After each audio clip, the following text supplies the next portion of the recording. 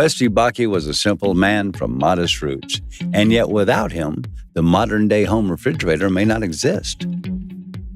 He was one of 11 children to Norwegian immigrants up in northern Wisconsin. So when they hit the 8th grade, that's all the education that they had. He loved to read, and he loved to tinker with mechanical devices. Westye worked for refrigeration companies, often dismantling and reassembling each new model to see how it worked, and soon began taking on refrigeration contracts of his own. He was one of the few people that could actually hold temperatures below zero consistently, and so that's one of the reasons why he named his company Sub-Zero. With the company growing, it wasn't long before Westye's son Bud was joining him. My father came to work for him shortly.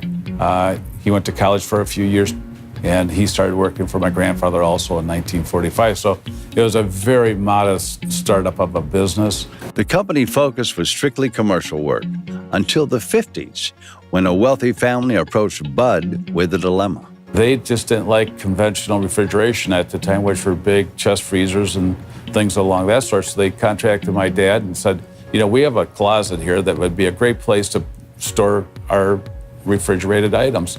So my dad developed a system that went into this closet. Another person saw it and kind of said, this is kind of interesting. Why don't you do that for my home also? And along with Bob Kelly, they figured maybe there's something here that is really commercially adaptable to the residential use. That was the genesis for Sub-Zero getting into built-in refrigeration. Westye retired in the mid-60s, and Bud took over, believing residential refrigeration was the future of Sub-Zero. And the company grew. That is, until the mid-80s. Competition creeped in on us. We had an exclusive in the marketplace for built-in refrigeration up until about 85. And then after 85, other people came into the market. I was at the Builder Show one year, probably about 85, 86, and one of these gentlemen from the Twin Towers, he was in a meeting with me, and he said, Jim, we'd like to buy your company. And I said, well, it's really not for sale. And he said, well, either you sell to me or I'm going to put you out of business. And that, that kind of raises your eyebrows a little bit. But they didn't sell, but responded by redesigning their current line, going for a more contemporary look, as well as introducing their designer series.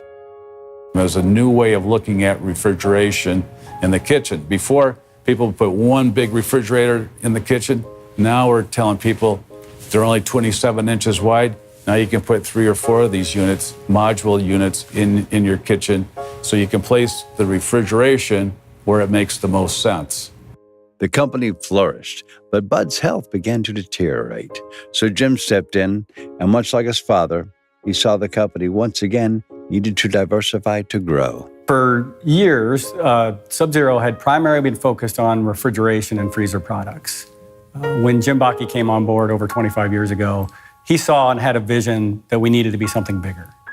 And in the year 2000, he acquired the brand rights for the brand Wolf. We now have a full array of cooking products that meet really every kitchen need at the highest level of performance with multiple design styles that really no one in our industry can match. Sub-Zero acquired the residential side of the Wolf brand, and per Jim's instructions, released a full cooking line all at once. When I told our people, we come with cooking, we're not going to come in and just put our foot in the water, our toe in the water. We're going to come in with the entire line all at one time.